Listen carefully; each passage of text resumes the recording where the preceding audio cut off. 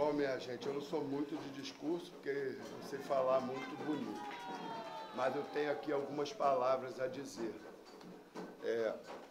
Primeiro, agradecer a meus filhos de santo, né, que estão junto de mim, a meus netos de santo incansáveis, a meu filho, Juan, herdeiro desse axé, né, e aqui agora nesse momento eu só tenho a fazer o que? Eu não estou te dando cargo, minha filha, eu só estou confirmando que você já chegou aqui com ele, tá bom?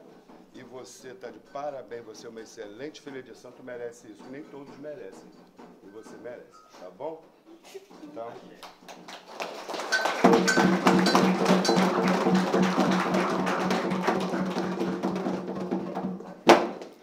Jucuni.